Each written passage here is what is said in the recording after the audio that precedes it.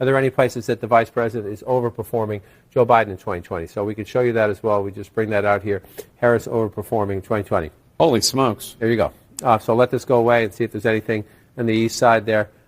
Literally nothing? Literally nothing. Literally not one county? By 3% or more. Yeah, and this is the reason that Republicans wanted that 60-vote threshold because, and as they tried to do in Ohio, Governor DeSantis has bet his political future on being the champion of denying women their rights over their own bodies. He's competing, obviously, with the governor of Texas. He's thinking about a future in which he would like to inherit Donald Trump's white evangelical base. And he's decided that this is his marker. And he's been willing to use really the awesome powers of the state to try to intimidate and bully even television stations in the state against running ads in favor of that protection. So it will defy all of the other states, including very, very red states that have protected women. Florida, in a lot of ways, it's going to be interesting. And when Stephanie's back, it will be interesting to talk about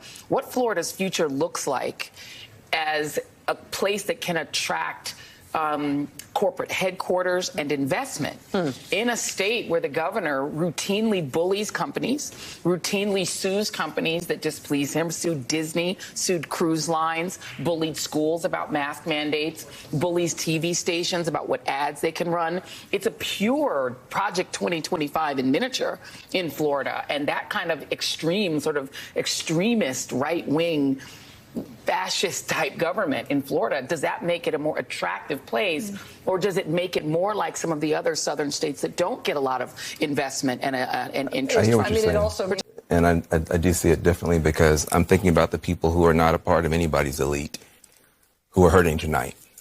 There are African-American women who know a little bit about being talked down to and know a little bit about having their economic dreams crushed, who tried to dream a big dream over the past couple of months. And tonight they're trading in a lot of hope for a lot of hurt.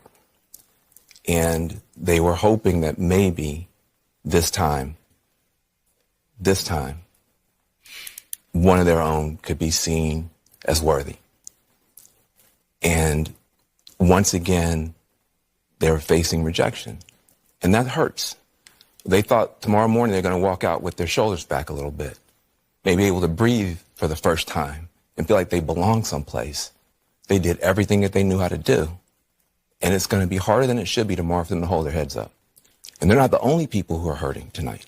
If you're a parent of a trans kid, your child's face was used as a springboard to power for somebody. That doesn't feel good. There are going to be people tomorrow. We're going to be handing clothes at the dry cleaners to people who don't have papers.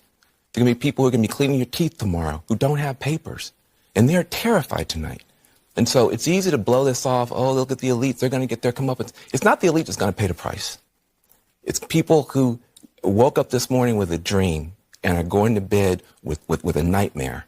And those people deserve to be respected and held and talked to. Those are the people who are going to pay the price for whatever Donald Trump decides to do. Yeah, but Van, how do we know that those people didn't vote? A large portion of those people aren't part of the people that elected Donald Trump. Well, right? I think that's a good part of the electorate. And the black women, the party, the Democratic Party, let those black women down. This not race Donald Trump. Still ended up being over before it began. We had talked about a red wave 2 years ago that never materialized.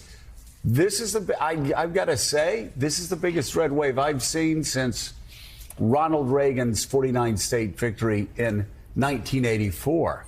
It seems every Republican across the country improved. Donald Trump is on track to sweep the 7 battleground states. We still have 3 outstanding. We'll see how those go. But he did better almost everywhere. In every county where the hope from the Harris campaign was that she would make up ground on Joe Biden's suburbs, Donald Trump actually did better. We'll break down some of these numbers, but the gender gap was not nearly as wide as the Harris campaign needed to be, and Latino men came out in force for Donald Trump. Boy, what a huge difference that made. And, that was really just part of the stunning outcome. I mean, America, first of all, is for more to the right than any time in our lifetimes, even going back to the Reagan years. And Donald Trump won in dominating fashion, but he did that along with other Republican candidates in the Senate races and the House races. They're likely to dominate all branches of government for the next several years. And Donald Trump not only broke out through that sort of hard ceiling of 47-48%, think about this. He became only the second Republican to win a majority of the popular vote since 1988, in 36 years. And he did so after a week of polls, most notably Ann Seltzer's revered Des Moines Register poll showed Harris making remarkable inroads among the type of voters who would swing the margin for Harris in the blue wall states. The opposite actually ended up being true. Donald Trump won in a rout across Big Ten country, taking Pennsylvania, Michigan, and Wisconsin without a serious fight. And now, with expectations rising in the Harris camp in the final days of the campaign in a historic ground game, when you look at the depth of it and the reach of it. Their reign is over. Their reign will be over. And they know it. And America will be a free nation once again. We're not a free nation right now. We don't have free press. We don't have free anything. In 2016, I declared, I am your voice. Today, I add, I am your warrior. I am your justice. And for those who have been wronged and betrayed, I am your retribution.